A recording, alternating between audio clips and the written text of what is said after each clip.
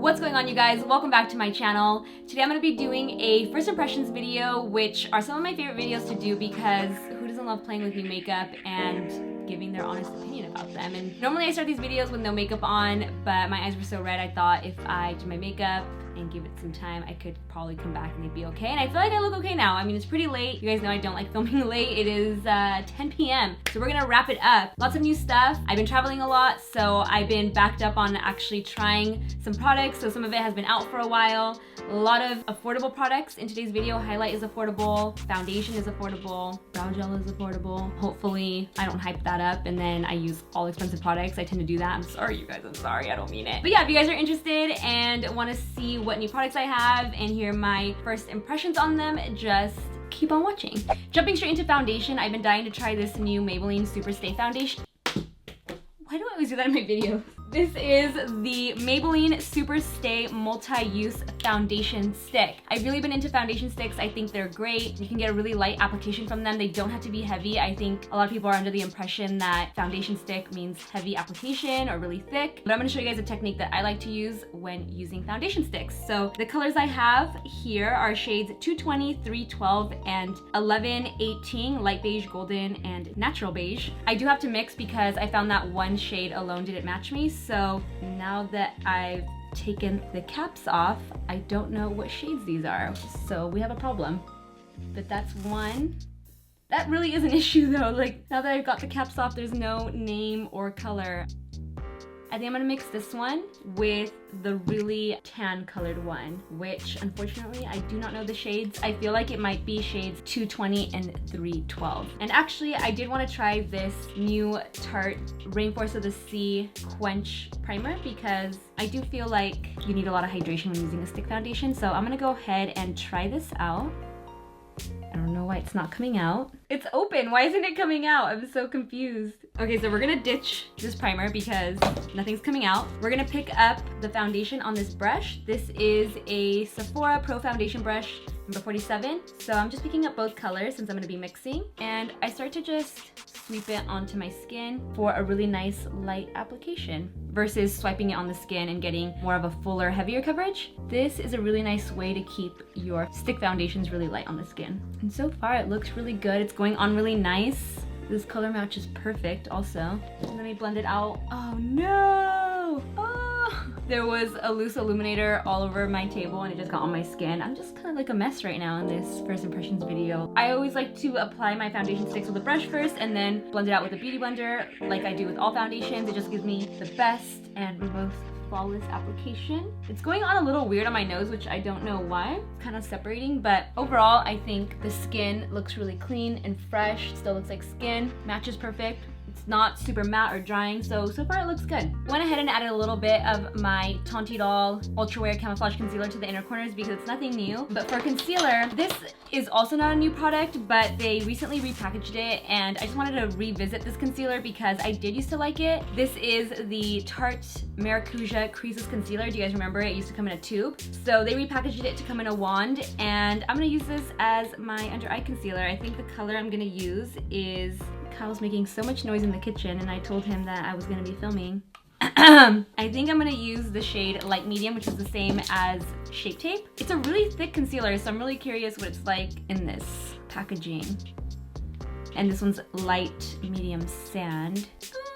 Yeah, let's do a combo of these two. I don't feel like looking through all the little sample shades that they sent to get my exact color since I already have these two on hand. But yeah, I remember this concealer being super popular back when I was freelancing and they called it creaseless, but I'm pretty sure it used to crease on me because it's kind of thick. It's supposed to be really hydrating, so if you have an issue with Shape Tape, this might be a great option for you guys. I remember it feeling exactly the same. It looks really, really nice. Question is, does it crease on me? Because it's in the name, creaseless, so we'll see. But so far I really like the texture, the coverage. I like that it's not super matte and drying and it's blending out really easily. So I'm taking whatever is left over on my sponge and just kind of blending it down the center of the face because a little bit does go really, really, really really long way with this concealer. To set everything, I'm gonna be using this new Milk Blur and Set Powder. It does come in 3 different shades, light, medium, dark. I'm gonna use light because what happens with powders that are in the medium shade range, they usually end up making my skin darker or that orange tint. So I'm gonna give the lightest shade a try. It does come with a little sponge in the cap right here, but I'm gonna use a brush and my beauty blender. Oh God, it's like 3 steps to opening up this powder. So when you open it up, it has like a little net right here, like a little bouncy net. I'm not really a fan of powders that have that little sifting net on them because if you like to dip your beauty blender into powder or just like really get in there, you really can't when there's that net there.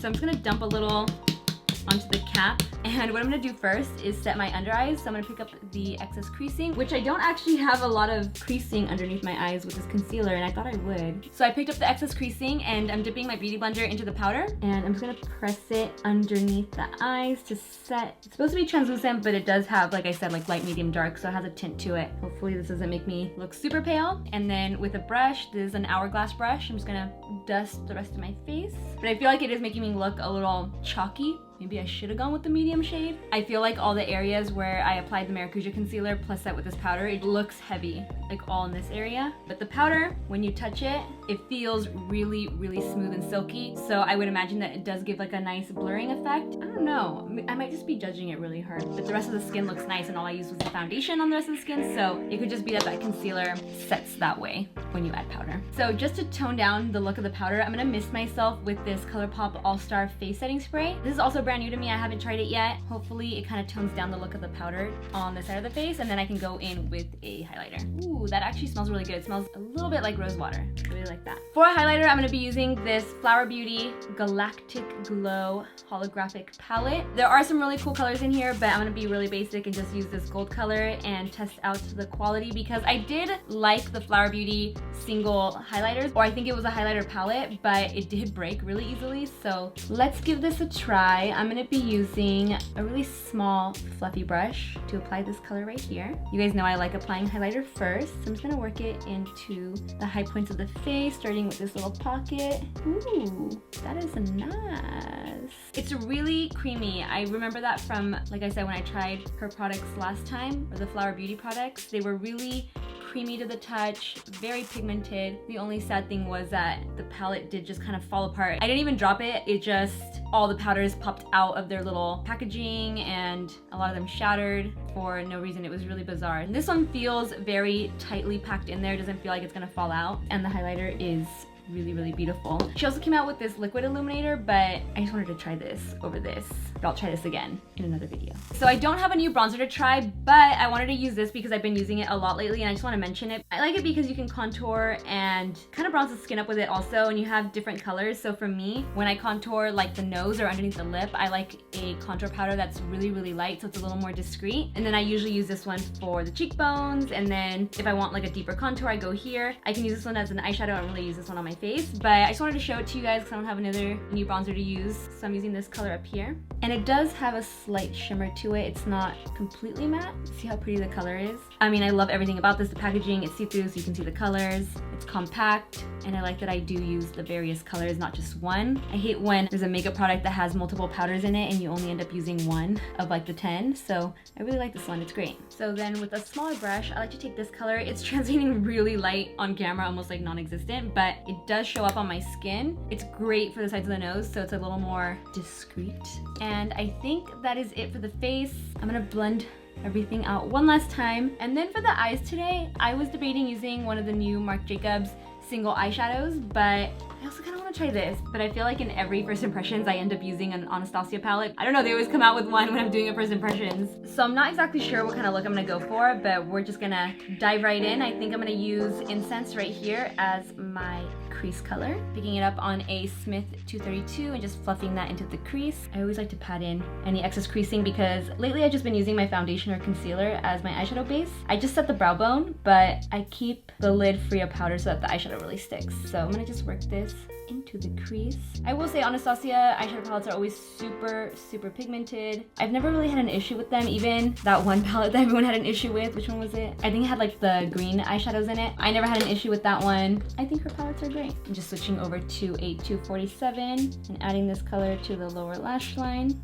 This color is really pretty. I love neutral browns like this because on my lazy days, this is all I apply to my crease and call it a day. So the next color I'm gonna go in with is Drama over here. Gonna add a little purple. Also adding it to the outer corner. Next, I'm going in with Celestial, and I'm just gonna apply this with my fingertip and kind of start blending it into that darker purple. This is a beautiful color, and then I like applying really deep metallic colors like this with my finger. I just feel like I get the most color payoff. I'm gonna pick up Summer and apply it to the innermost part of the eye right here.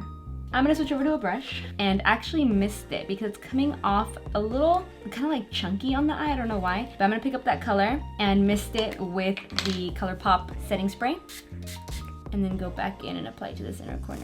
And then I'm gonna pick up some more of that lighter purple and also wet it and just kind of help blend, because right now I feel like it just kind of ends, so I'm gonna just blend it into the gold like that.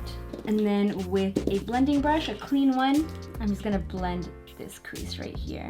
Ooh, that's super pretty. I really like the way this turned out. So I'm just gonna add those same colors to the lower lash line so it matches, and I'm gonna use a really tiny brush. I'm gonna mist each one as I apply it to the lower lash line. For an inner corner highlight, I'm gonna use Dreamer. And that is it for this eye look. I'm really impressed with the way it turned out. I really like it. I normally don't just do one eye on camera. I jump back and forth between the two, but because I didn't know what I was gonna do, I just went ahead and finished it. So I'm gonna go ahead and do the other eye exactly the same off camera, and then we will be back to finish the rest of the face.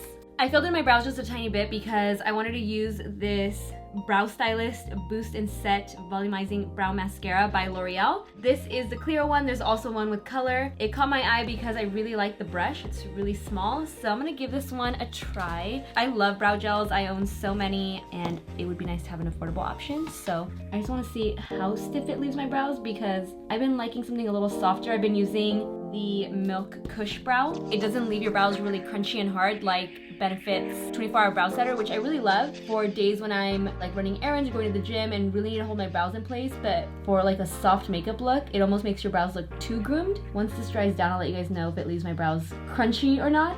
While I let that dry, I'm gonna use this new Hourglass Caution Extreme Lash Mascara. I'm surprised I haven't tried this yet. I've had it for a while now. Hourglass kills it with their packaging. It's always very sleek, very luxe. I already really like the brush on this mascara. I don't like plastic bristled brushes. I like ones that are fluffy like this, like a classic mascara brush. Let's give it a try. I like my mascaras to be used a couple times before I really love them because they start to get a little thicker. The first application from a fresh tube isn't as great as like the 7th or 8th time, you know? This is actually going on as if I've had this mascara for a while. It's like nice and thick.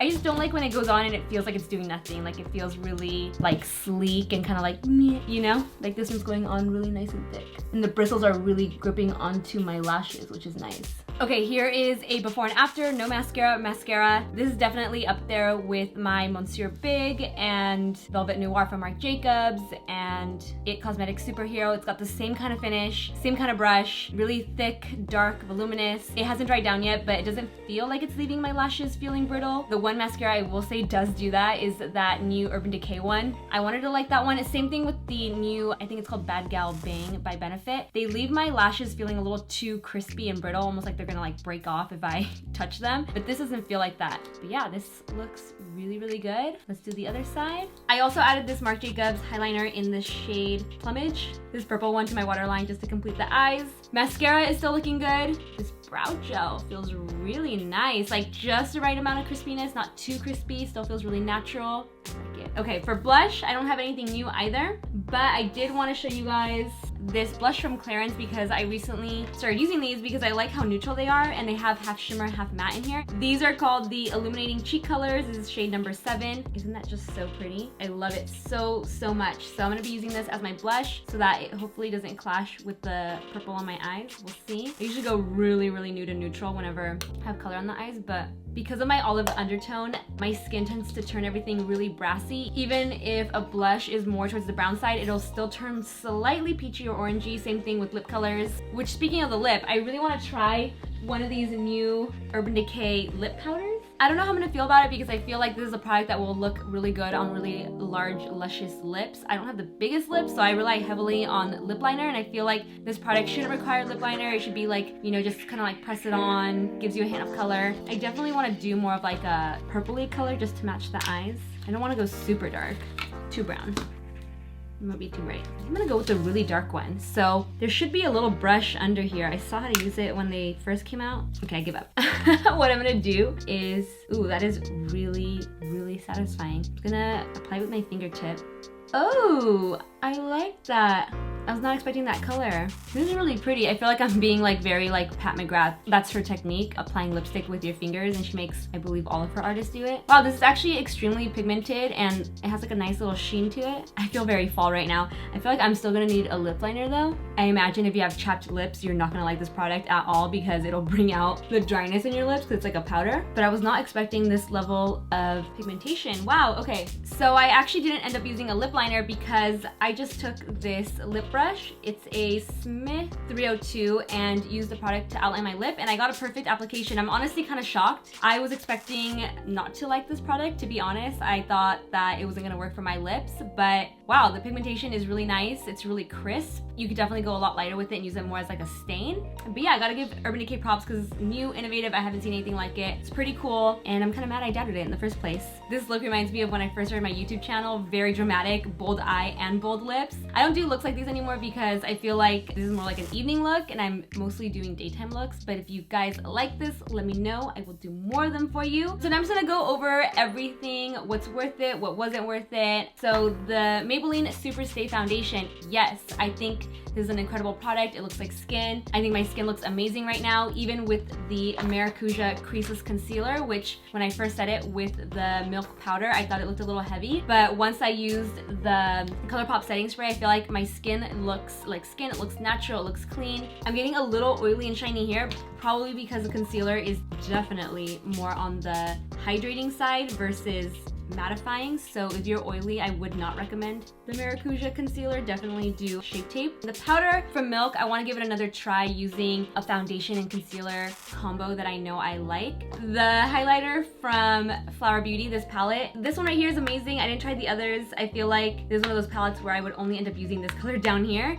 Even though the other ones are pretty, they're more so holographic. Actually, I take it back. I like this. Loved this brow gel from L'Oreal. This palette was great. I love the colors. The mascara from Hourglass was amazing. And I think that is all for today's video. Yeah, I don't think anything from today's video was a complete miss.